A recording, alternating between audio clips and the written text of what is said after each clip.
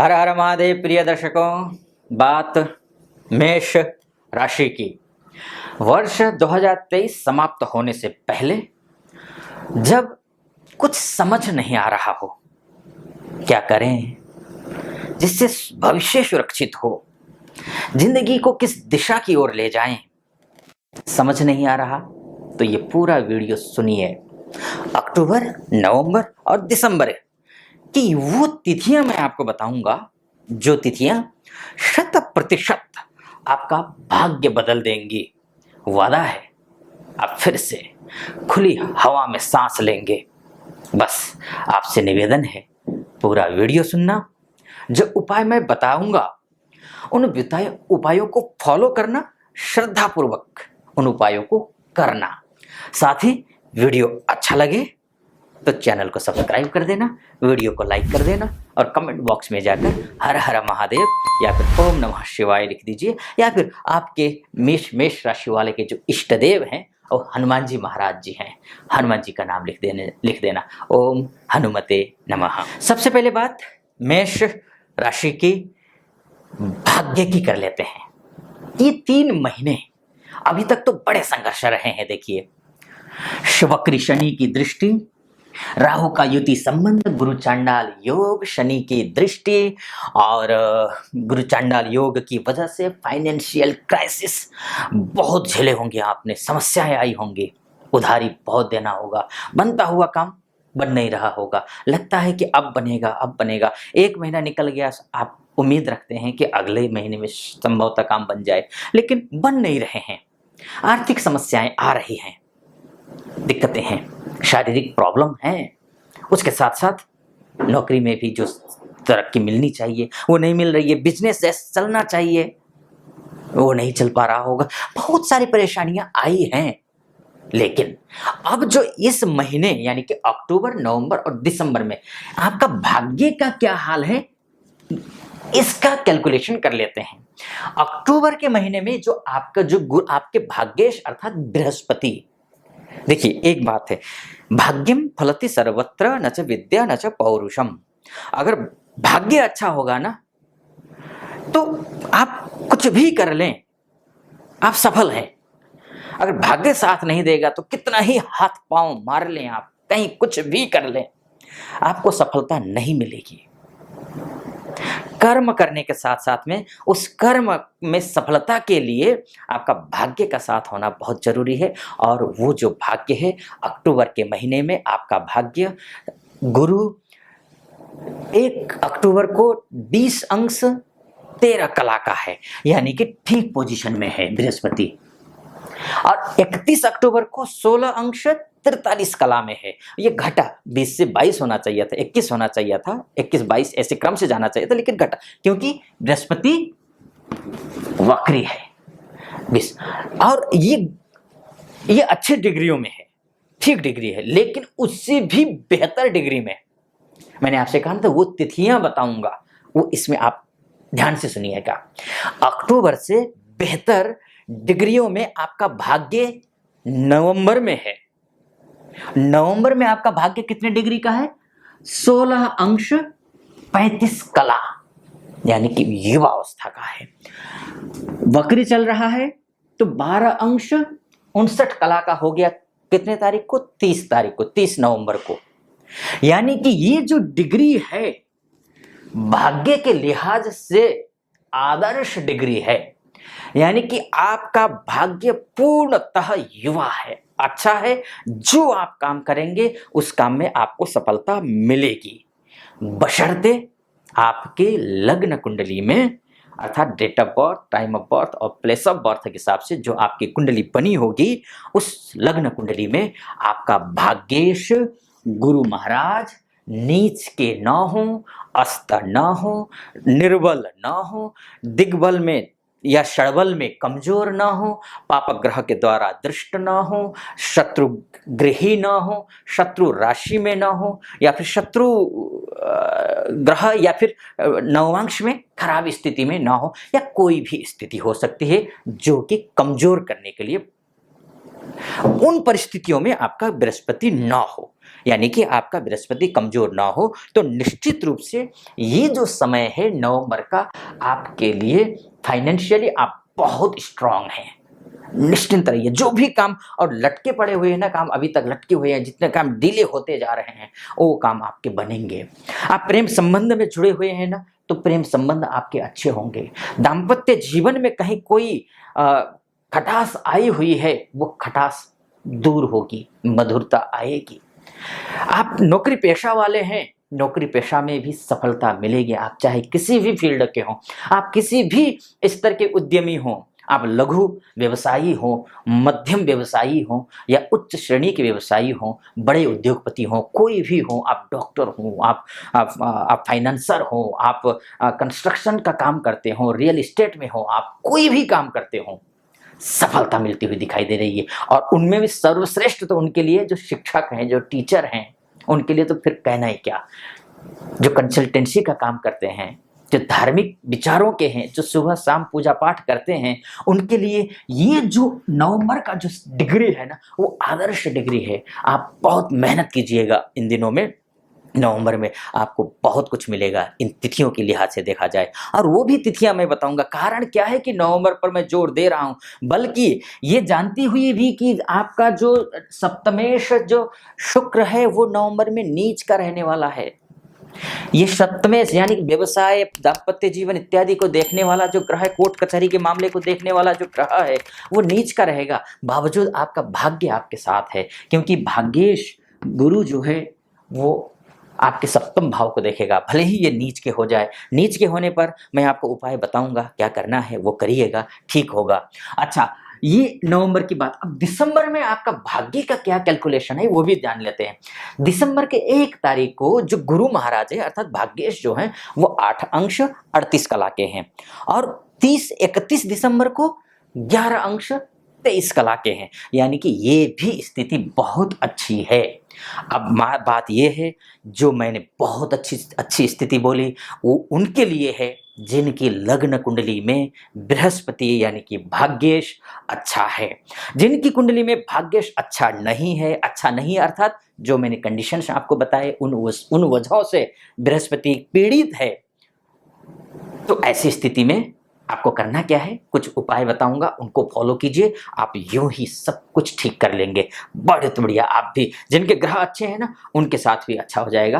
अच्छा तो होगा ही, उनको भी करना है। जिनके खराब है, बृहस्पति कमजोर है, उनको तो करना ही करना है। या फिर आपको कैसे पता चले कि बृहस्पति कमजोर है या अच्छा है, वो पता ऐसे चलेगा, या तो आप किसी अच्छे एस्ट्रोलॉजर, आपके आसपास में कोई विद्वान एस्ट्रोलॉजर हैं, उनसे आप अपनी कुंडली को दिखा लीजिए।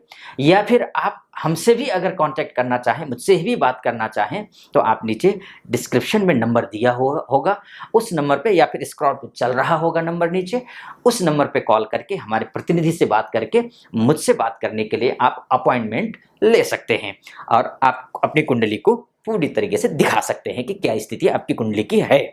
चलिए, उपाय के तौर पर जिसकी कुंडली में ग्रह बृहस्पति कमजोर है, तो करना क्या है उनके लिए, एकादशी के दिन श्री हरि विष्णु के समक्ष जो है नवमुखी दीपक के साथ एक अखंड ज्योति लगाएं। इससे बहुत अच्छा लाभ होगा।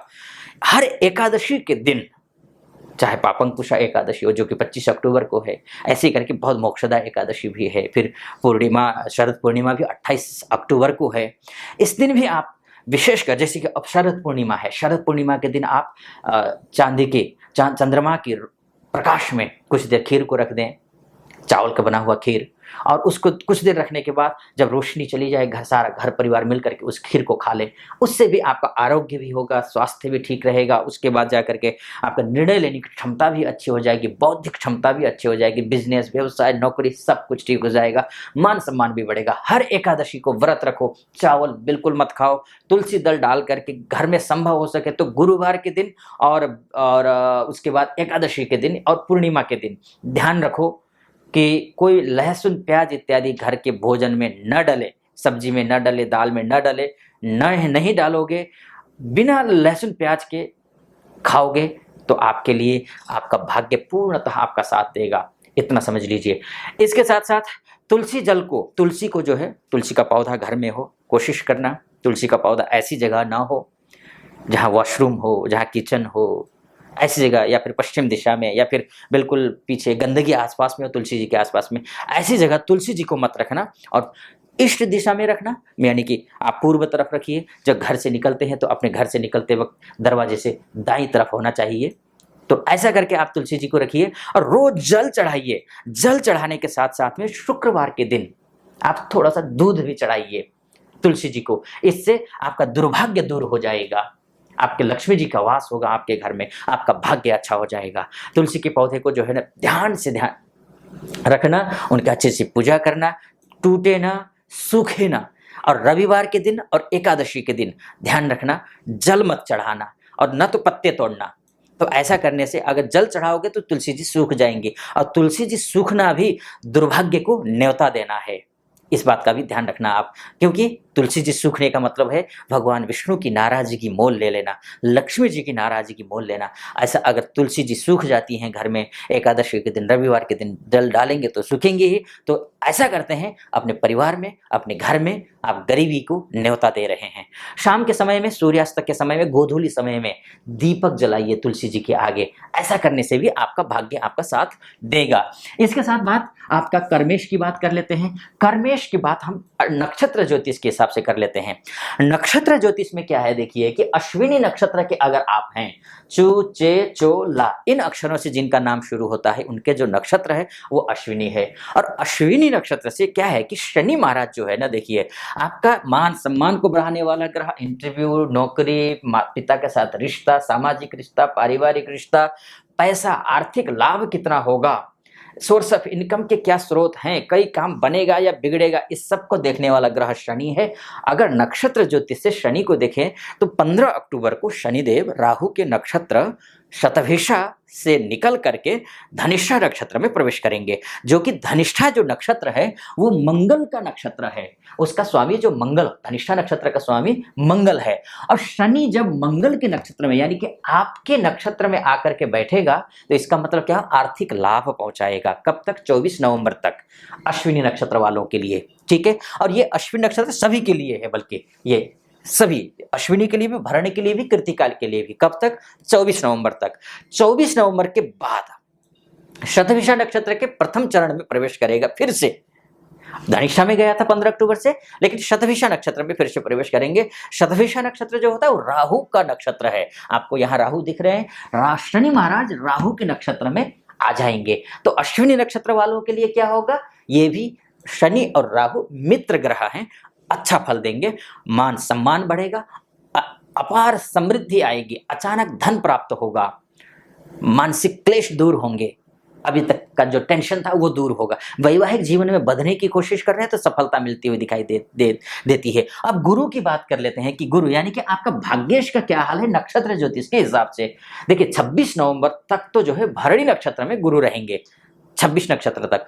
और नक्षत्र के स्वामी कौन है? भरणी नक्षत्र के स्वामी वो शुक्र है, शुक्र महाराज है, जो कि आपके बिजनेस कारक ग्रह है, दाम्पत्य जीवन के ग्रह हैं। और तारा के दृष्टिकोण से देखा जाए तो अश्विनी नक्षत्र से जो भरणी नक्षत्र है वो संपत्ति तारा है, धन समृद्धि देने वाला है, यानी कि भाग्य आपका धन और समृद्धि को बढ़ाता हुआ दिख रहा है।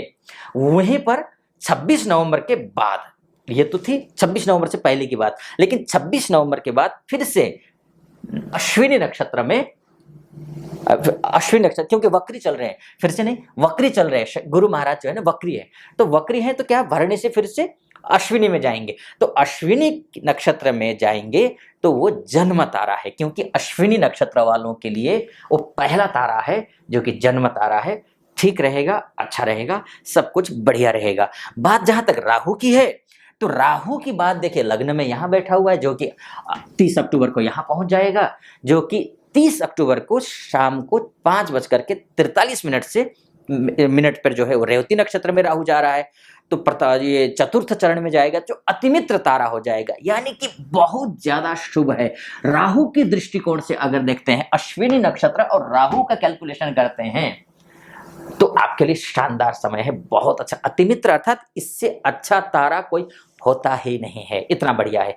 अब बात भरणी नक्षत्र की।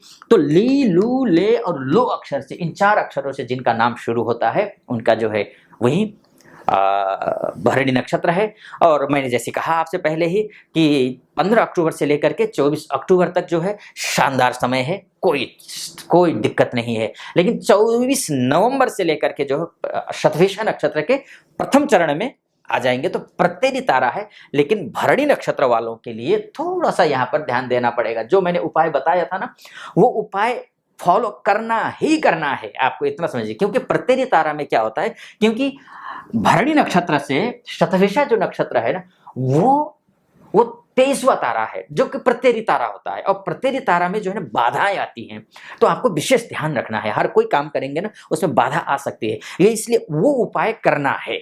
ये तिथि मैं जो बता रहा हूं ना, ये जो आप देख रहे होंगे ना 24, 26, ये 30 अक्टूबर के बाद की जो तिथियां हैं, वो मैं आप कंक्लूजन में बताऊंगा इसको। ये जो आपको ध्यान रखना है, गुरु के अगर लिहाज से देखते हैं ना, शतभिषा नक्षत्र के शनि के लिहाज से देखते हैं तो काम में थोड़ी बाधाएं आ सकती हैं। जो मैंने उपाय बताया वो करना आप। बात भाग्य कितना साथ दे रहा है, गुरु की बात कर लेते हैं। नक्षत्र ज्योतिष के हिसाब से भरणी नक्षत्र वालों के लिए तो अतिमित्र तारा है, यानी कि बहुत अच्छा है। लेकिन भाग्य 26 नवंबर के शनि के माध्यम से नक्षत्र ज्योतिष कर रहे थे तो बाधाएं थी, लेकिन नवंबर में, लेकिन गुरु के हिसाब से भाग्य के लिहाज से अगर नक्षत्र ज्योतिष की बात करते हैं, अति मित्र है, यानी कि बहुत अच्छा है। बाधाएं थोड़ी बहुत आ भी जाएंगी ना, आपका भाग्य इतना अच्छा होगा ना, और वो उपाय कर लेंगे तो सोने पे सुगंध वाली बात हो जाएगी। तो भाग्य इतना अच्छा होगा ना, सब कुछ ठीक कर देगा। राहु की जहां तक बात है, राहु मित्र तारा के अंतर्गत आता है भरणी नक्षत्र वालों के लिए। मित्र तारा नाम से ही स्पष्ट है, सब कुछ ठीक होने वाला है। बात अब कृतिका नक्षत्र की। कृतिका नक्षत्र वालों के लिए आपको जैसे मैंने कहा 24 नवंबर तक का समय तो बिल्कुल बढ़िया शानदार है, कोई दिक्कत ही नहीं है। 24 नवंबर के बाद जो है क्षेम तारा बनता है कृतिका नक्षत्र से शतभिषा नक्षत्र जो है, यानी कि शनि का जो शनि जिस नक्षत्र में गोचर कर रहे हैं वो नक्षत्र तो मित्र तारा है, यानी क्षेम तारा है, माफ कीजिए क्षेम, क्योंकि 22वां तारा है तो क्षेम तारा है। 22वां तारा बहुत अच्छा कल्याणप्रद होता है।